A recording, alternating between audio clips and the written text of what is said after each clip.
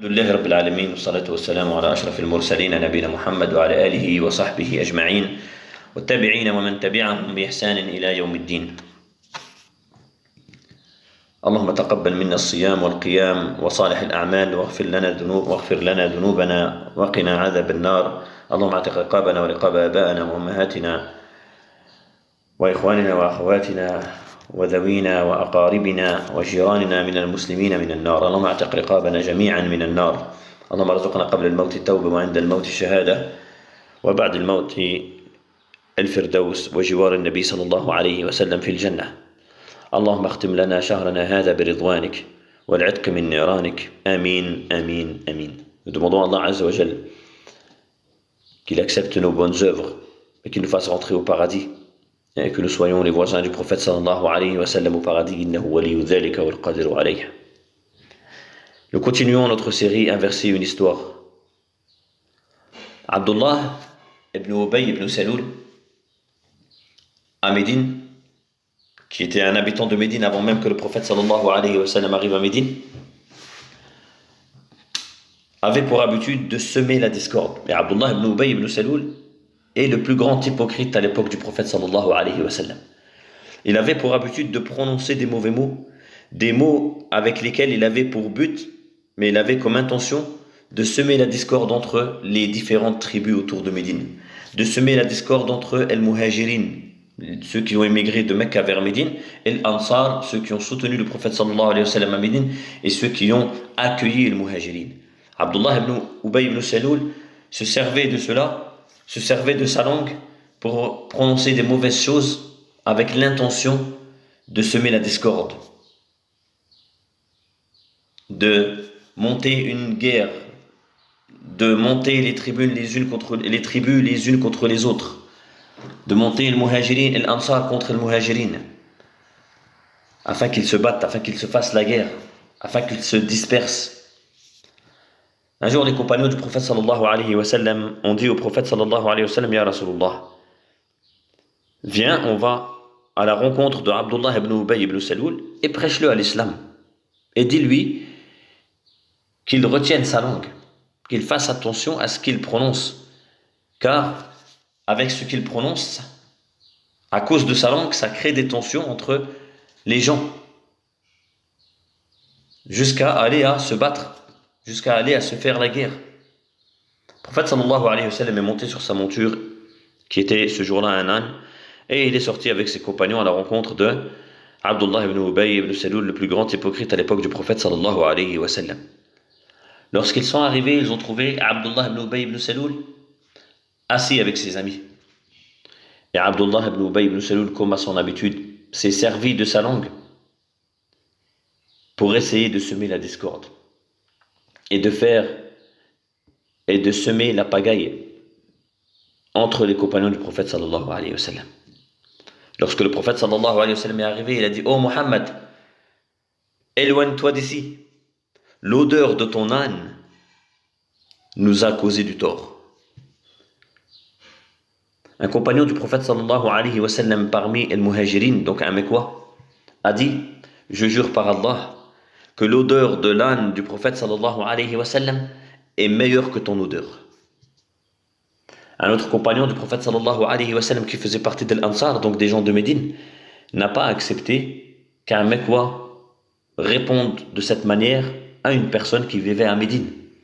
Car à l'époque, les gens étaient attachés à leur tribu, qui faisaient partie de l'ignorance, parmi les choses qui font partie de l'ignorance de l'époque pré-islamique, c'est les guerres entre tribus. Juste parce que la personne appartient à telle tribu et l'autre appartient à telle tribu, il se faisait des guerres qui duraient très longtemps. Ils ont commencé à se répondre les uns les autres entre le Muhajirin et l'Ansar. Ils ont commencé à se répondre jusqu'à aller à se frapper, à s'engueuler, à élever leur voix auprès du prophète sallallahu alayhi wa sallam. Abdullah ibn Ubay ibn Saloul, alayhi min Allah ma yastahiq, avait atteint son objectif. Semer la discorde entre les compagnons du prophète sallallahu alayhi wa sallam. Et les gens ont élevé la voix devant le prophète sallallahu alayhi, leur voix devant le prophète sallallahu alayhi wa sallam. Et Allah subhanahu wa ta'ala a révélé un verset pour leur apprendre à se comporter lorsqu'une telle personne essaye de semer la discorde entre vous. Comment doit-on se comporter lorsque une personne ou une chose de la vie d'ici-bas sème la discorde entre les croyants? Allah subhanahu wa ta'ala a révélé le verset suivant. أعوذ بالله من الشيطان الرجيم وإن طائفتان من المؤمنين اقتتلوا فأصلحوا بينهما فإن بغت إحداهما على الأخرى فقاتلوا التي تبغي حتى تفيء إلى أمر الله فإن فاءت فأصلحوا بينهما بالعدل وأقسطوا إن الله يحب المقسطين إنما المؤمنون إخوة فأصلحوا بين أخويكم واتقوا الله لعلكم ترحمون. Allah Azza wa Jalla a révélé ce verset après cette histoire. Allah Azza wa Jalla a révélé le verset dans le sens qui nous dit: et si deux groupes de croyants se combattent, faites la conciliation entre eux. Si l'un d'eux se rebelle contre l'autre, combattez le groupe qui se rebelle, jusqu'à qu'il se conforme à l'ordre d'Allah. Puis s'il se conforme à l'ordre d'Allah, réconciliez-les avec justice et soyez équitables, car Allah aime les équitables. Les croyants ne sont que des frères. Établissez la concorde entre vos frères. Établissez la concorde entre vos frères et craignez Allah, afin qu'on vous fasse miséricorde. Allah Azza wa Jalla nous apprend dans ce verset, lorsqu'il y a une situation de discorde entre les croyants, nous ne devons pas rajouter, comme on dit aujourd'hui, de l'huile sur le feu.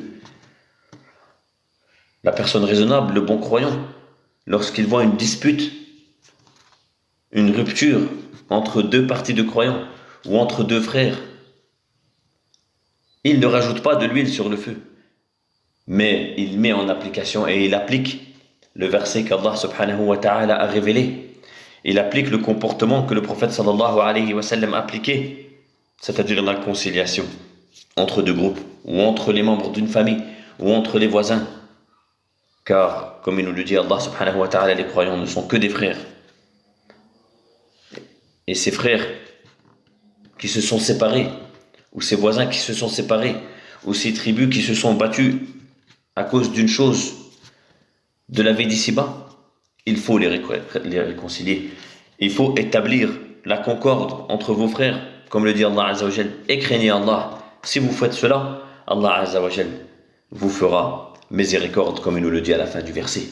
Donc le croyant, lorsqu'il voit des autres croyants, que ce soit des tribus, que ce soit des voisins, que ce soit des frères de sang, que ce soit des frères en religion,